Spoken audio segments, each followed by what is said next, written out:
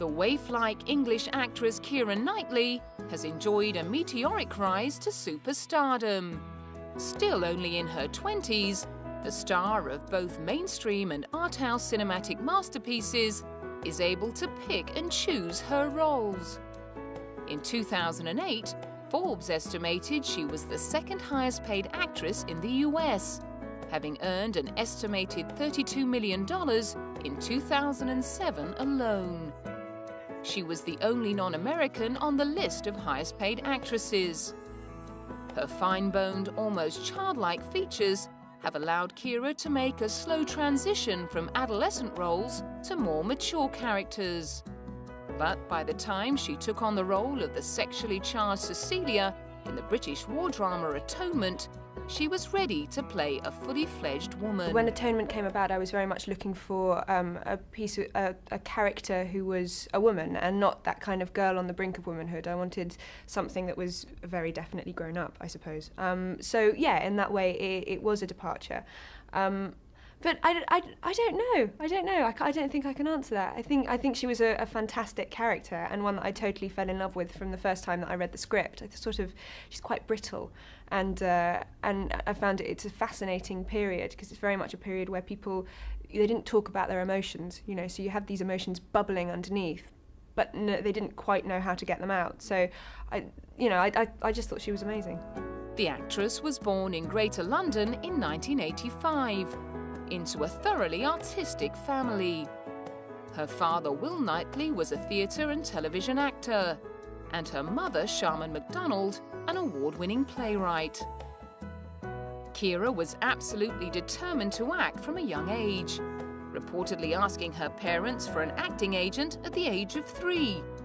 She finally got her way at 6. She made her first big movie appearance as Sabe in the blockbuster Star Wars Episode I, The Phantom Menace.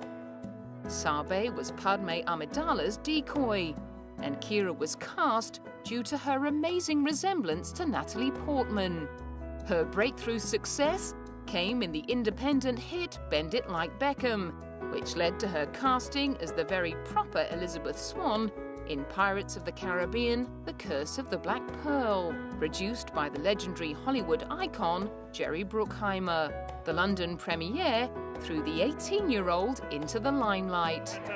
I'm a bit nervous actually, but yes, it is wonderful. And in terms of everything that you ever imagined it to be, is this just the way you expected? Yeah, there are lots of people. It's absolutely amazing. It's very, very exciting. The swashbuckling adventure was inspired by a Disneyland ride.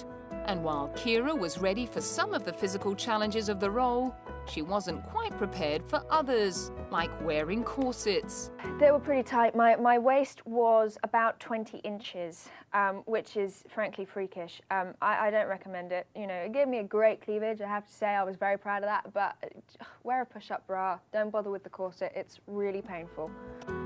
Asked why she would take on a role in an action-adventure, the English Rose said it was a no-brainer. Well, let me put it like this. Johnny Depp, Orlando Bloom, Jeffrey Rush, in a Jerry Bruckheimer film. Why wouldn't you do this pirate film? The camped-up pirate film took off like a rocket at the box office, and Hollywood's doors were well and truly opened for Keira. In 2005, she played a complex and fascinating character in the film Domino. Movie Domino is based on a real girl called Domino Harvey, a real woman called Domino Harvey, who was the daughter of Lawrence Harvey and Pauline Stone. She was a model, I think, when she was about 18, and then moved to LA and became a bounty hunter. So that's all true, and then the rest of the movie is fiction. So it is completely inspired by reality, but it isn't. In a strange twist of fate, the real Domino Harvey died at the age of 35. Just as the film was being released.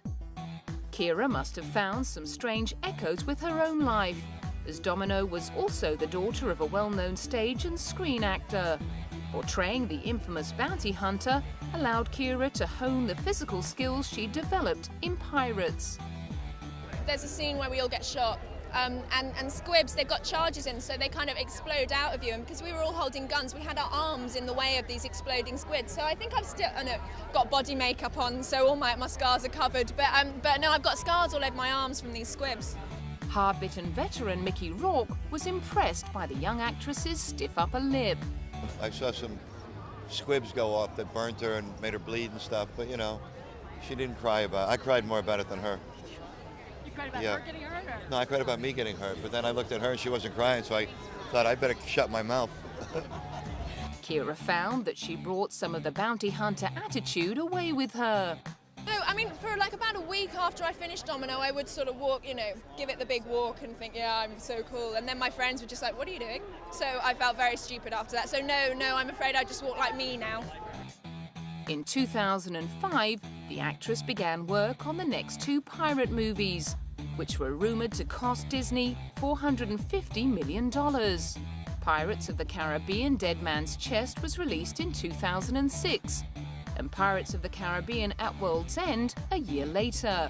Back in 2005, when Keira won the Variety UK Personality Award at the UK Independent Film Awards, she'd been in the middle of a tough shooting schedule, but was clearly having a whale of a time.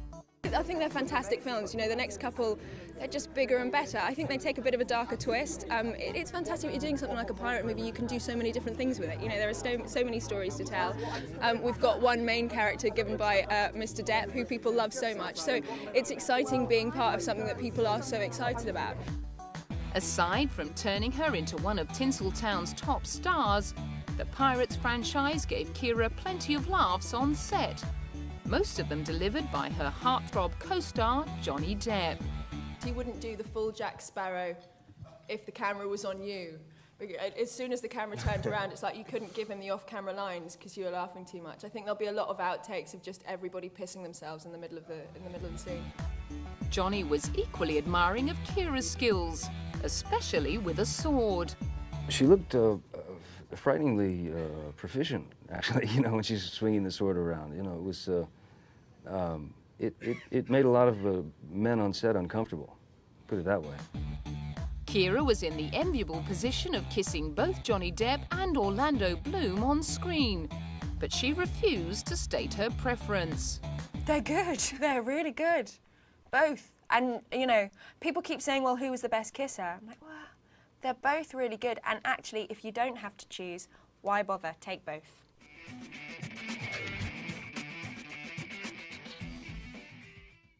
Becoming one of the highest-paid actresses in Hollywood hasn't dampened Keira's appetite for appearing in smaller British films. In 2004, she was nominated for an Empire Award for Best British Actress for her portrayal of Guinevere in King Arthur. The updated retelling of the famous British legend also starred Clive Owen, and Keira loved being part of this boy's own tale. I loved it, every single second. I absolutely adored it. We had the most amazing trainers. All the guys are amazing, and to get to spend a load of time with them and just, it was mucking around with the boys really, which was great fun. And then you were one woman surrounded by all these knights? In leather. I think that's an important point. All those boys in leather. It was fabulous. Her next quintessential English role was as Elizabeth Bennet in the classic Pride and Prejudice. Despite being a huge Jane Austen fan, Keira almost turned down the role, which would cement her reputation as a serious dramatic actress. I have been obsessed with the book and with the character since I was 7, but I really didn't want to play it at all, and because I didn't want to let her down. And I didn't think I was ready for that kind of a lead role or anything like that. And it was my agent, Lindy, who just went, no, you're doing it. And I went, no, I'm not. She went, no, you're going to do it. You'll really regret it if you don't do it. You're doing it. I went, no, I don't want to do it. She said, no, you are. She's now sitting in the other room, very smug indeed. And she has a right to be, because she was right. And I'm very glad that she made me do it. The acting superstar Donald Sutherland, who played her father in the film, suffered no such doubts about Keira's capabilities. She's got so much more than what it takes. You know? She's brilliant. She's really brilliant. She's really brilliant. It was like working with a Zen Buddhist. She was perfect. She was so quiet and self-contained at the beginning, and then I watched her, and she was exquisite in her understanding and you know, her perception, her ability to use herself and to follow what Joe Wright wanted. She was just great, really great. She was a joy to work with. Keira was thrilled to be nominated for a Golden Globe Award for Best Actress, and very humbled to find herself in the company of such luminaries at the tender age of 20. It's amazing. I mean, it's just amazing to have my name amongst those amazing people. I mean, you've got Judi Dench, you've got Laura Linney, Reese Witherspoon, who I haven't seen that film, but I hear she's just magnificent. And so, you know, you kind of, it's an extraordinary thing. So yeah, I'm really happy. I'm dead chuffed, me, which is nice. She was also nominated for an Academy Award for Best Actress, as well as a number of other awards. In 2007, Keira appeared in Atonement, a grueling English war drama based on the best-selling novel by Ian McEwan. Joe Wright, who directed her in Pride and Prejudice, had a change of heart about casting her in pre-production. I was originally thinking of her for Bryony, who's kind of 18 and kind of quite unsophisticated. And I guess I still had Keira in my head as Elizabeth Bennet. And then we turned up at a function in Toronto, and she was wearing this extraordinary Roland Mouret dress, and she seemed to have grown up a bit. So it was then that I thought, well, maybe we should cast her as the older, more sexually adventurous sister. For Keira, the opportunity to work with Joe again was too good to miss. I obviously worked with Joe Wright once before when we did Pride and Prejudice, and then on a Chanel advert as well, and I mean, this was totally wonderful. He's completely obsessed with every aspect of filmmaking, and so he's an incredibly exciting person to work with. Atonement featured a heated sex scene in a family library that involved getting up close and very personal with Scottish star James McAvoy. James was dismissive of the intense media and public interest in his love scene with Keira. They always make a big deal about Keira kissing anyone, so, you know, I don't know. But it's whatever it is. It's a big sexy scene, it's a big epic love romance thing, and people want to talk rubbish, so they're going to. It was just a day like any other. It was an awkward day, but it was fine. Keira received an Empire Award for her portrayal of Cecilia Tallis. She was also nominated for a BAFTA Award, a Golden Globe, and a Satellite Award. In 2008, she starred in The Edge of Love alongside Sienna Miller. The film was based on the life and loves of Welsh poet Dylan Thomas. The script was written by her playwright Mother Shah, and Keira found to her horror that she was expected to sing. It was terrifying. Yes, I mean, I wasn't particularly pleased that Shah had put singing into the script anyway.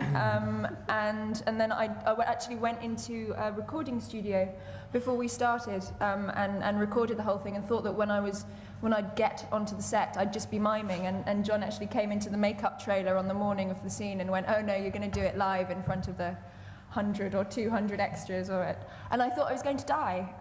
My knees actually started buckling in the first couple of takes. I sounded like a pubescent boy. And then somebody very kindly bought me a couple of shots of vodka, and everything was all right after that.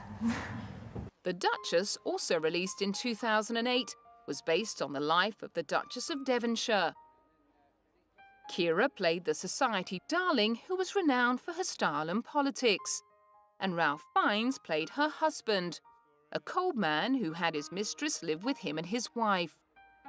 At the premiere, there were questions regarding the resemblance to the story of Princess Diana. No, I haven't seen the trailers yet, so no, I mean, it certainly wasn't our intention when we were making the film to make a film about Princess Diana. This very definitely is a film about the Duchess of Devonshire, and I think that she's certainly an interesting enough character to warrant, I mean, definitely one film, if not 5 or 10. So no, it wasn't my intention to draw parallels to anyone. The Duchess takes a lover who's played by Dominic Cooper. As is usual for the star's on-screen love interests, there was a great deal of focus on how the sex scenes were shot.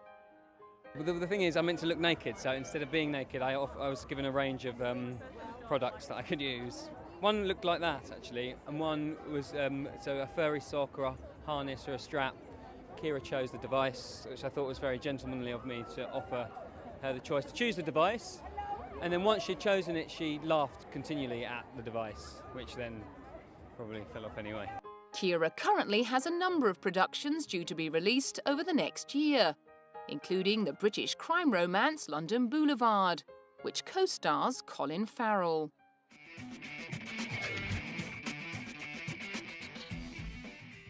Despite being one of the most influential young actresses in the film industry, Keira seems determined not to let fame change her life too much. She currently lives in London and is dating her co-star from Pride and Prejudice, Rupert Friend. She also enjoys a close relationship with her family. And when she was dressing for the nerve-wracking Golden Globe ceremony in 2005, it was her mother who gave her a hand. No, I mean, it should be fun. She's a laugh, actually. You know, she's a very good girl, my mum, so it should be fun, and it's always good to have her around because she does make everybody laugh at themselves, which I think is always important when we're all so worried about what we're going to wear. So she's there to kind of chill me out about how the dress looks. Fashion is one of the actress's great loves, and she's appeared on a number of best dress lists. She's also had the great fortune to work on a number of period films where the costumes appeal to her sense of style. She was particularly pleased with a certain glamorous dress in Atonement. I love the 30s and 40s, I think, for, if you like, fashion, I think are very, very exciting. They're beautiful, beautiful clothes, and it was really exciting to be able to work with Jacqueline Zarin, the costume designer, who also designed for Pride and Prejudice as well, on this, and particularly a certain green dress that appears in the movie, which was just stunning. But as far as, I don't know if that reflects what I wear on the red carpet. I tend to wear what I feel like, so I don't know. It wasn't long into Keira's career before international fashionistas began taking notice of her red carpet style. And in 2006, she was signed up by fashion house Chanel to become the face of Coco Mademoiselle fragrance, taking over from Kate Moss, who'd represented the scent since 2002. In 2009, Keira was ringside at a haute couture Chanel show in France, no doubt enjoying being a member of the audience for once. What's it like to be the face of such a great house? Oh, it's very exciting, yeah. It's been wonderful to be a part of the Chanel family. With her newly acquired millions, the star was well able to afford a selection of the haute couture goodies on show. There was an amazing cream dress quite near the start that was beautiful, and then there was a black and white. I thought the shape for all of them was just extraordinary and very wearable, which is really exciting. It's not only Keira's sartorial elegance that has tickled the fancy of the pollsters. The men's magazine FHM has been including Keira on its annual list of the world's sexiest women since 2004, when she entered the chart at number 79. By the following year, she jumped up to the 18th spot, and in 2006, she topped the list. Like all famous women, she soon learned that male attention is both a benefit and a curse of a public profile. But she's also learned how to take all the attention with a big grain of salt. The pout survey, I know, I've just heard that I've won a Blistex pouch, so I've beaten Angelina Jolie, which frankly is ridiculous. But, you know, great. I'll try and pout a lot for the rest of the evening. Can you do pout? Right now, no, I'm smiling too much at the moment. You can't smile and pout. The young star has had her fair share of press harassment, and she admits that a high public profile does lead to some weird situations. I think for me, I'm an awful one for burying my head in the sand, and sort of ignorance is bliss, and I try not to notice anything.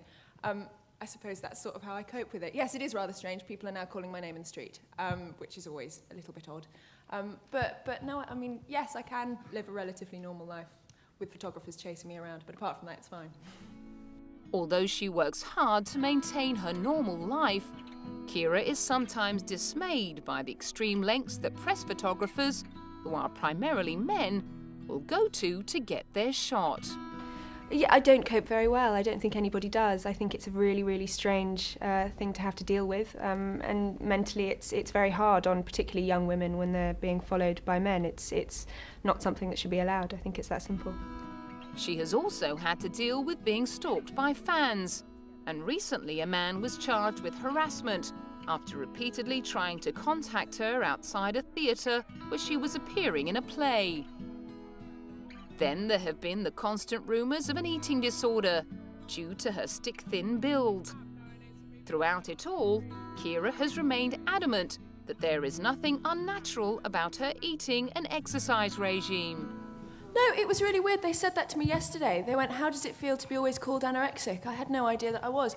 I can safely say that I'm not. I've got a lot of experience with anorexia. It was in my family hugely. My grandmother and my great-grandmother suffered from it, and I've got a lot of friends at school who suffer from it, so I don't think it's anything to be taken lightly. Sticking to claims that she wasn't anorexic herself, she did acknowledge that eating disorders among girls and women were a huge issue and warranted more public discussion. I suppose, in a way, it's good that it's out there and people are talking about it, because at least for young girls, you know, it's something that's aware. It's quite interesting because it's normally high-achieving young women that suffer from it. So I guess control freaks. So, I mean, it's understandable why you'd associate that with sort of high-achieving people in the film industry as well. And I'm not saying that there aren't people that suffer from it, because I'm sure that there are. I'm not one of them. In 2007, she took the British newspaper The Daily Mail to court for libel, when they suggested that a photograph of her on a beach in a bikini was evidence of an eating disorder, and that she could be held responsible for the fate of a teenager who died from anorexia. Her lawyer argued that Keira's weight had never fluctuated beyond a few pounds during her adult years, and that she was within a healthy weight range for her body type. The actress was awarded £3,000 damages, which she promptly doubled and handed over to BEAT, a charity for eating disorders and mental illness. In 2009, she continued her charity work by appearing in a controversial television campaign to publicise domestic violence. Made by Women's Aid, the ad was slammed by some critics for its graphic violence, while others supported the campaign, noting that the portrayal was realistic. For Keira, the campaign presented an opportunity to use her fame for a good cause. Despite having achieved so much so young, she's well aware that there is no guarantee that fame will last. She's been quoted as saying, "Acting is a profession where one minute you're hot and the next minute it can all go away." Such an attitude will no doubt ensure that this young star will never get too big for her boots.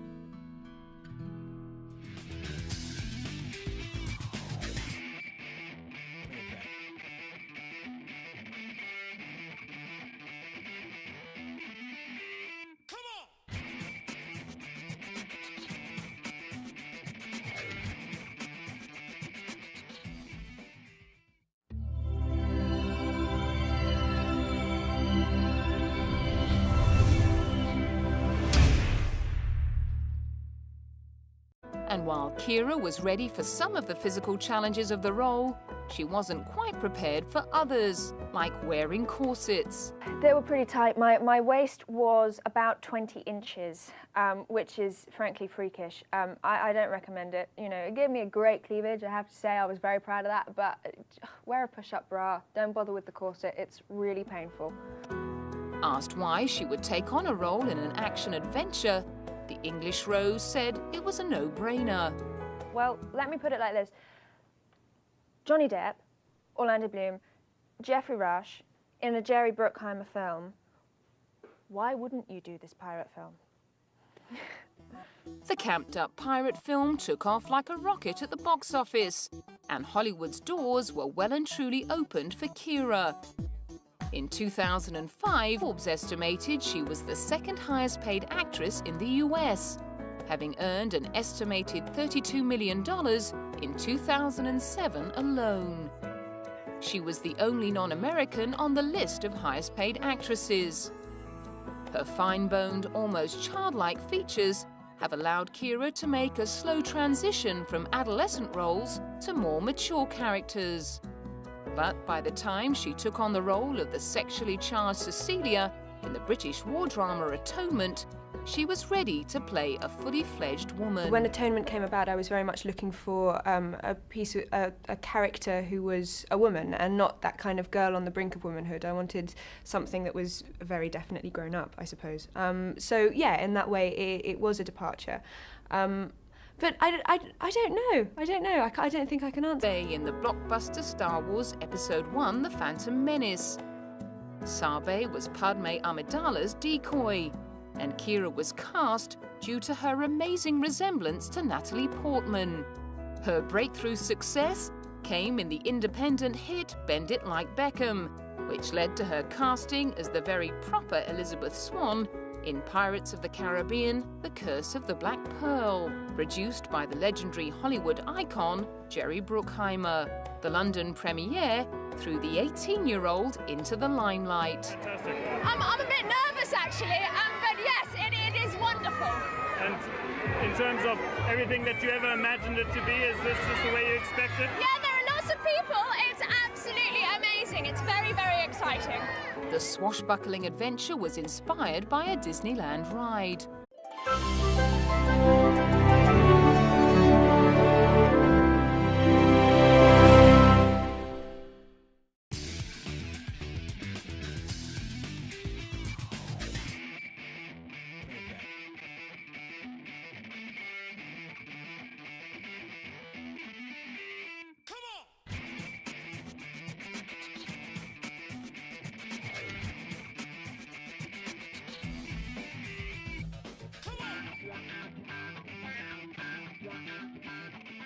The waif-like English actress Keira Knightley has enjoyed a meteoric rise to superstardom. Still only in her 20s, the star of both mainstream and art house cinematic masterpieces is able to pick and choose her roles. In 2008, I think she was a fantastic character, and one that I totally fell in love with from the first time that I read the script. She's quite brittle, and I found it's a fascinating period because it's very much a period where they didn't talk about their emotions, you know. So you had these emotions bubbling underneath, but no, they didn't quite know how to get them out. So I just thought she was amazing. The actress was born in Greater London in 1985 into a thoroughly artistic family. Her father, Will Knightley, was a theatre and television actor, and her mother, Sharman MacDonald, an award-winning playwright. Keira was absolutely determined to act from a young age, reportedly asking her parents for an acting agent at the age of 3. She finally got her way at 6. She made her first big movie appearance as Sabe.